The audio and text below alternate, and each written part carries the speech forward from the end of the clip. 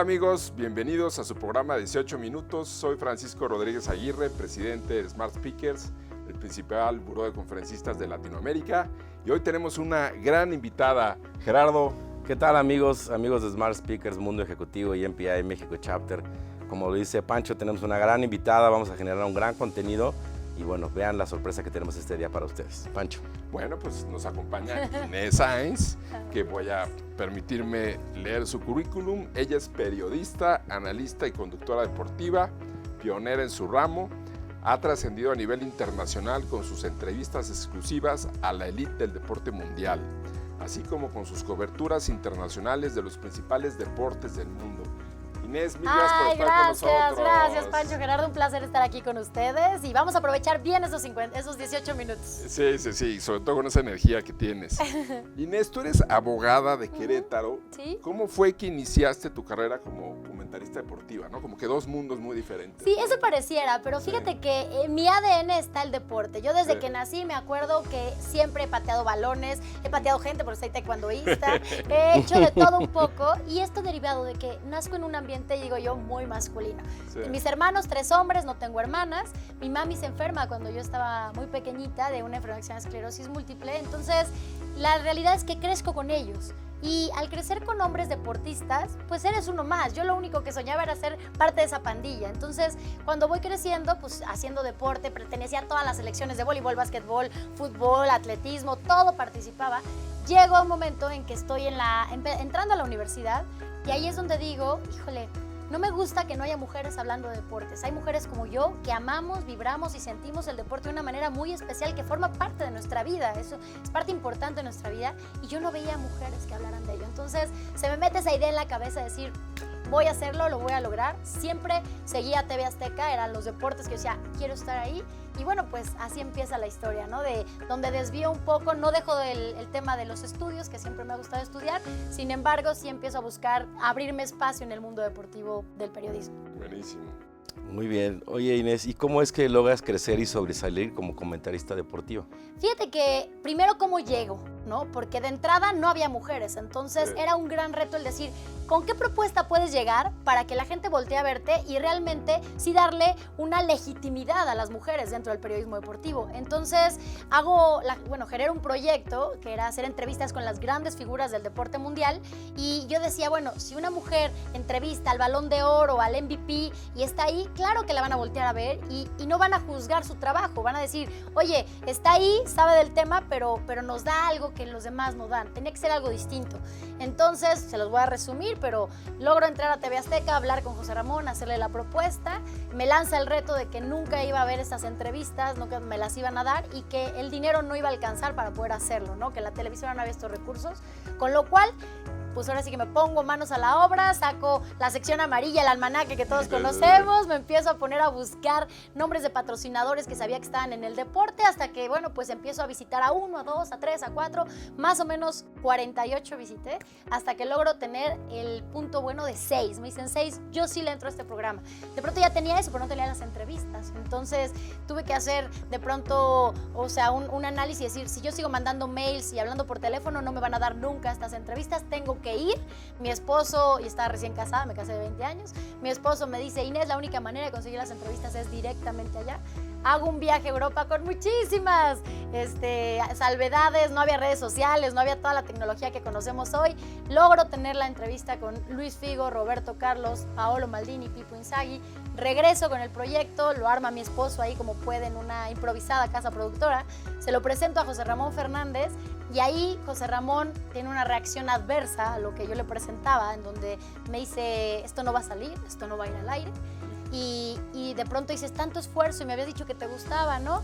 El caso es que regreso un poco con mi esposo cabizbaja y me dice, ¿de qué te preocupas? Hay otra televisora que lo va a querer, ¿no? Digo, pero yo creo que si Ricardo Salinas se entera de esto, seguramente va a querer que salgas. Consigo hablar con Ricardo Salinas, le presento el proyecto.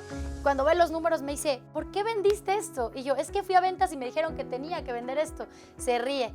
Me habían pedido vender 10 veces más el valor del tiempo aire de ese momento. O sea, como diciendo, ándale, niña, el día que lo puedas hacer. Como yo nunca había vendido televisión y no sabía cuánto costaba, pues finalmente salió y Ricardo cuando lo vio dijo, claro que va. y ahí realmente empieza a hacer el fenómeno, ¿no? Porque salgo con la entrevista con Luis Figo, todos los reflectores en medio dicen, TV Azteca, una mujer hablando de deportes, pero con los mejores del mundo, se volvieron locos, y empieza a hacer toda una cadena que empieza a hacer que la Televisa reaccione, empieza a tratar de meter mujeres, y los demás espacios digan, oye, es buena idea meter una mujer, o sea, genera negocio, tiene más audiencia, es una bocanada fresca de una perspectiva diferente del deporte, y ahí es donde verdaderamente se nos abre la oportunidad a las mujeres, ¿no? Padrísimo. Oye, ¿y qué otros retos tuviste en un principio, ¿no? de tu carrera? ¿Qué problema? El más grande, la credibilidad. El hecho de que no dijeran, ay, la ponen ahí porque pues es güerita, bonita, que el cuerpo, lo que quieras, ¿no? El entender, el hacer que la gente entendiera que era mi pasión. Sí. Me tardó cerca de 2 años el poder que vieran que con profesionalismo, que con preparación las cosas se hacían, y que la gente, más allá de verme, dijera, me gusta el programa, indistintamente de género, lo disfruto y va, ¿no? Entonces creo que la credibilidad hoy es en día lo que más atesoro, ¿no? O sea, lo que más cuido. Jamás diré una información que sea una especulación, jamás soltaré tirabuzones como para ver qué enganchamos ahí, porque yo sé que eso se construye toda una vida y se destruye en un segundo, ¿no? Qué gran enfoque. Me parece que parte de tu éxito ha sido el enfoque que siempre has tenido de qué es lo que quieres, cómo lo quieres lograr y hacia dónde quieres llegar. Felicidades, de verdad. Ay, qué lindo, gracias. También nos gustaría saber si algún día sufriste discriminación, evidentemente por el tema femenino. Sí, la realidad es que como no había realmente mujeres en por el supuesto. medio periodismo, no solamente en México, en Latinoamérica, en Europa, un par solamente, lógicamente te topas con gente que de repente te dice, no, tú no puedes entrar porque los chismes no entran aquí, ¿no? La prensa rosa no entra aquí. Tú, ¿cómo? No, es que las mujeres son de prensa rosa, así decía, ¿no? Yo, no, espérate, yo vengo a hacer mi trabajo de periodista. Sí. Entonces, costaba trabajo, pero ¿sabes qué? También para mí siempre fueron retos, porque era, pues ok, no están acostumbrados a que una mujer venga y lo haga, pues ahora vamos a hacerlo muy bien. Y por ejemplo, a lo mejor lo que más, de las mayores satisfacciones que he tenido en el Mundial de Brasil, cuando termina el Mundial, todos los periodistas tienen la facultad de votar cuál fue la mejor sede, cuál fue el mejor equipo, con qué selección trabajaron mejor, etcétera. Y uno de los rubros era quién fue el mejor periodista de la Copa, ¿no? Pues yo voté, todo el mundo votó, y mi sorpresa es cuando un día me habla la FIFA y me dice, fuiste la ganadora y votada como la mejor periodista de toda la Copa. Wow. Sin distinción de género, o sea, ya sea hombre o mujer. Entonces yo dije, wow, ¿por qué? Porque mis colegas vieron que yo estaba de sol a sol en los entrenamientos, haciendo entrevistas, traía las entrevistas, después hacía las coberturas, me quedaba a editar todo, y luego iba a los programas de madrugada, dormía 2-3 horas. Lo notaron, yo no sabía, y de pronto dicen, saliste votada la mejor periodista de la Copa. Y yo, ¡oh! O sea, nunca te lo imaginas, ¿no? Y pues bueno, una de las grandes satisfacciones de mi carrera. Muchas felicidades. Gracias. Claro. Wow. Inés, ¿cuál ha sido el momento más difícil de tu carrera y por qué? Fíjate que en el 2011, cuando tengo el incidente con los Jets de Nueva York, en donde voy a entrevistar a Mark Sánchez, tengo que entrar a los lockers que tenían el día de los lockers abiertos, y ahí, pues bueno, yo siento obviamente miradas de los jugadores, nada a lo que no estuviera acostumbrada, pero se levanta un rumor de que me habían acosado sexualmente, y se hace un boom gigantesco. Me habla el comisionado de seguridad de la NFL, me dice, oye Inés, ¿qué pasó? Le dije, es que no pasó nada, o sea, nada que no esté acostumbrada, no hay tema. Y lejos de archivar esto, se hace una bola gigantesca en donde en el mundo entero dicen sexual harassment, donde voy a todos los noticieros a dar mi versión, y de pronto me doy cuenta que era el conejillo de Indias de un grupo pues, de mujeres en Estados Unidos, del gremio, que buscaban tener mucho más pues, peldaños alcanzados con la NFL, y dijeron, pues vamos a lanzar a esta, al fin que esta no pertenece a nosotros y seguro va a querer ser protagonista y va a decir que sí fue acosada y que es la víctima, y entonces se va a armar, ¿no? Y yo salí a decir, oigan, disculpen, no me acosaron. O sea, yo sé lo que es un acoso, ¿qué entienden por acoso? Pero esto no pasó. Y cuando salgo a decir que no, de pronto no le gusta a la prensa que diga que no. Y entonces, claro, pero es que llevabas unos jeans provocadores. Claro, pero es que ibas muy ajustada. No, es que a ti, tu estilo latino, las latinas están acostumbradas a ir provocando por la vida. O sea, de ser la víctima, pasé a ser la culpable de la situación en un entorno que solo buscaba el chisme. Pero yo no estaba en mi país. En mi país me defiende mi trabajo. Yo estaba acostumbrada a dejar que mi trabajo hablara por mí. Allá tenía yo que salir a defenderme de algo que dices, ¿cómo? Entonces salí 20,000 veces a decir en los medios, no fue un acoso, esto es así, vamos a seguir trabajando. La NFL me lo agradeció muchísimo. Me dijo, Inés, no sabes la diferencia que fue que tú no te enfrascaras en ello a decir que sí. Porque, por ejemplo, me hablaban despachos de abogados de allá. te garantizamos $5 millones en daños, esto, lo otro. Y dices, espérate, no, o sea, esto no va por ahí, no está bien, lo que es y no fue, ¿no? Y bueno, al final tuve estas dos versiones en donde quienes creyeron mi versión, quienes no. Pero bueno, hubo marcas como AT&T que me contrataron a nivel Estados Unidos para promocionarlos. Entonces dices, bueno, unas cosas por otras, pero ese momento fue difícil porque no tenía manera de demostrar quién era y cómo. La gente escuchaba lo que quería escuchar, Claro. ¿no? Sí, buscaban ese amarillismo que Sí. todo el mundo busca, Tal cual, ¿no? ¿no? Y tú ibas por otro lado, Y que te enfocada. juzguen nada más por cómo te ven, ¿no? Dices, Claro. ay, daba impotencia, pero al final salimos bien librados. Oye, Inés, a ver, eres mamá de 4 hijos, Sí. estás casada, Ujú. eres empresaria, conductora de TV, conduces múltiples eventos especiales y además das conferencias. ¿Cómo administras tus tiempos y equilibras tus roles? Y fíjate que tengo una filosofía de vida muy clara y es saber decir que no. Cuando un proyecto, por más bueno que sea el proyecto, significa renunciar a los tiempos que sé que tengo que dejarle a mi familia, a momentos de profesionalismo, o sea, de cumplir con TV Azteca, a momentos por ejemplo, mis conferencias me encantan, el poder compartir lo que he vivido y estar frente a la gente son muy importantes para mí. Entonces, he sabido decir que no a los proyectos y entender que por más buenos que sean, no eran para mí. Y creo que eso me ha permitido tomar los correctos, poner las condiciones cuando necesito poner las condiciones para que las cosas salgan. Yo digo, si un proyecto tanto me quiere, se va a adaptar a mí más que yo adaptarme a él. Y así ha sido, ¿no? Wow. Inés, tú has entrevistado a los grandes del Sí, deporte a claro. nivel mundial, ¿no? A Messi, a Ronaldo, a Tom Brady, etcétera, ¿no? ¿Qué características tienen en común estos grandes deportistas? ¿Por qué llegan ahí? Llegan porque tienen en la mente su objetivo claro. Ellos quieren dar lo mejor de sí. No es gente que se quede sin trabajar un día. Es gente que todos los días sale a construir su futuro. Es gente que por caminos distintos, ¿no? Por ejemplo, un Messi me dice, yo soñaba con algún día vestir la camiseta de la selección y estar en un equipo, pero de pronto todo fue mucho más grande. Y un Ronaldo que dice, no, a mí me enseñaron que desde pequeño que si había una oportunidad la agarraba con las dos manos y la tomaba y dice, son dos caracteres bien diferentes. Pero de pronto cuando los oyes hablar, entiendes que el fondo que tienen es, a ver, primero, una pasión real por lo que hacen. Y segundo, un compromiso absoluto con llegar a alcanzar ese sueño. Y eso significa renunciar a muchas cosas. Y ellos saben renunciar a las cosas que tienen que renunciar para poder llegar. Wow. Oye, y de todo este cúmulo de grandes talento deportivo que has entrevistado, ¿quién te ha llamado más la atención y por qué? O sea, ¿por qué te ha dejado como una marquita o algo? Pues mira, muchos porque pues, he entrevistado a los mejores del mundo, ¿no? Entonces, y en su mejor momento, entonces te llena. Pero debo decir, Roger Federer, indiscutiblemente es uno de ellos, porque la congruencia que tiene de la persona que es dentro de la cancha, fuera de la cancha, su vida en armonía, esta parte de el balance que tiene con su vida, es una persona que yo, por ejemplo, mis hijos que están en el mundo del deporte, que sueñan con ser golfistas, digo, es un role model extraordinario, ¿no? O sea, sí quisiera que fueran, que entendieran que la vida es divertirse, pero sanamente, pero también tener a tu familia muy bien cobijada, pero dedicarte a tu profesión. Entonces, la manera en que me contestaba Roger Federer era una manera cero estudiada, era una manera tan natural, tan él, que indiscutiblemente las mejores entrevistas que he hecho, él.